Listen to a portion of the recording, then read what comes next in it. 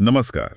आज हम वैदिक युग के स्रोतों में गोता लगा रहे हैं। हाँ, एक बहुत ही दिलचस्प दौर है ये। बिल्कुल। मतलब वो समय जो करीब 1500 से 600 ईसा पूर्व तक का है, और इसे हम दो हिस्सों में देखते हैं ना। हाँ, प्रारंभिक वैदिक काल और फिर उत्तर वैदिक काल। सही। और हमारे पास स्रोत के तौर पर वेद हैं, ऋग्वेद, सामवेद, यजुर्वेद, अथर्ववेद, और भी ग्रंथ हैं। जी। तो आज कोशिश ये रहेगी कि हम समझें कि कैसे समाज बदला, मतलब एक घुमंतू समाज से स्थिर समाज तक का सफर। और इसमें एक खास बात है, एक वैदिक सभा का गायब हो जाना। हाँ, वही। कौन सी थी वो? सभा, समिति या विदथ? इसी गुत्थी को सुलझाते हुए आगे बढ़ते हैं। चलिए। तो शुरू करते हैं प्रारंभिक वैदिक काल से, लगभग 1500 से 1000 ईसा पूर्व। जी, इस दौर में समाज ज्यादातर पशुपालक था। सप्त सिंधु का इलाका, मतलब 7 नदियों की भूमि। अच्छा। और ऋग्वेद, सबसे पुराना वेद, वो इसी समय का है? हाँ, बिल्कुल। इसमें वो इंद्र और अग्नि जैसे देवताओं की स्तुति है।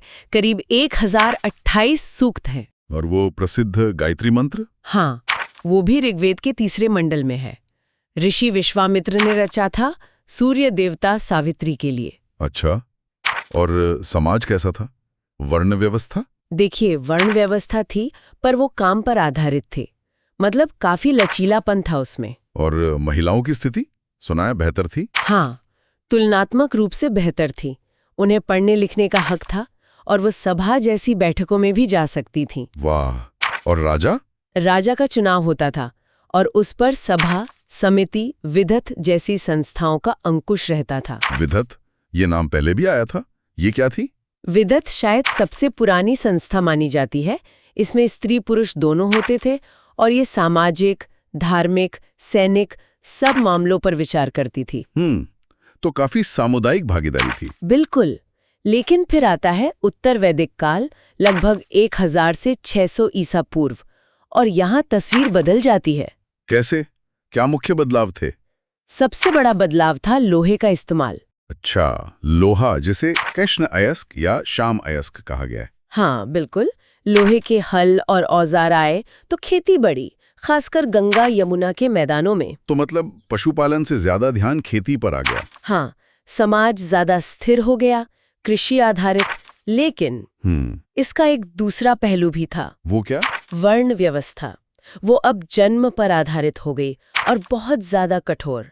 ब्राह्मण, क्षत्रिय, वैश्य, शूद्र, ये विभाजन पक्का हो गया। अच्छा, तो ये जो सामाजिक सख्ती आई, हाँ, इसका संबंध खेती और जमीन से जुड़ा था क्या? हाँ, बिल्कुल संभव है।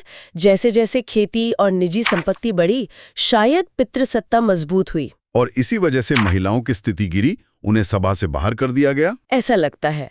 उनकी सार्वजनिक भूमिका कम हो गई और वो संस्था जिसका हमने जिक्र किया था, विदथ, हाँ, विदर्थ, वो तो इस काल में पूरी तरह गायब ही हो गई। अच्छा, तो मतलब सामुदायिक भागीदारी कम हो गई। हाँ, सभा और समिति तो रहीं, पर उन पर भी अब ऊंचे तबके का असर ज्यादा था। राजा भी अब चुना नहीं जाता था थे। धर्म में भी बदलाव आया होगा फिर? बिल्कुल। इंद्र, अग्नि की जगह प्रजापति ज्यादा महत्वपूर्ण हो गए। कर्मकांड और यज्ञ बहुत जटिल हो गए और मूर्ति पूजा के भी शुरुआती संकेत मिलते हैं। ये बदलाव तो मिट्टी के बर्तनों तक में दिखता है ना? सही कहा। पहले के गेरुए या काले लाल बर्तनों की जगह अब चित्रित धूसर मृद भांड, मतलब पेंटेड ग्रेवेयर ज्यादा मिलने लगे। ये विकसित कृषि बस्तियों की पहचान है। हाँ, और ये जो बदलाव आप बता रही हैं, इनके कुछ निशान तो हमें ऋग्वेद में भी मिलते हैं, नहीं? जैसे वो 10वें मंडल का पुरुष सूक्त। हाँ, जिसमें 4 वर्णों की उत्पत्ति बताई गई है, एक विराट पुरुष से।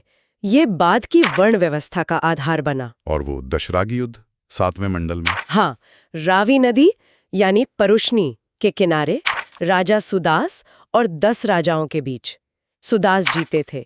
शायद ये संसाधनों पर कब्जे की लड़ाई थी।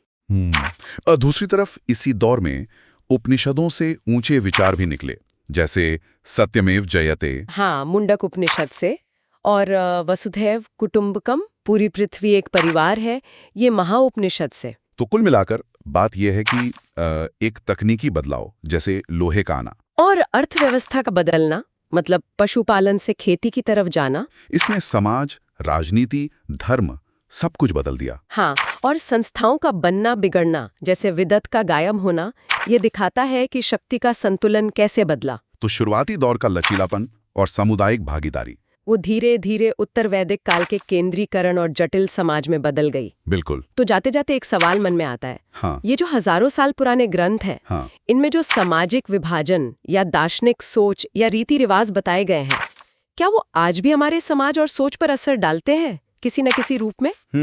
ये सोचने वाली बात है। शायद इस पर विचार करने से हमें अपना आज बेहतर समझ आए। बिल्कुल।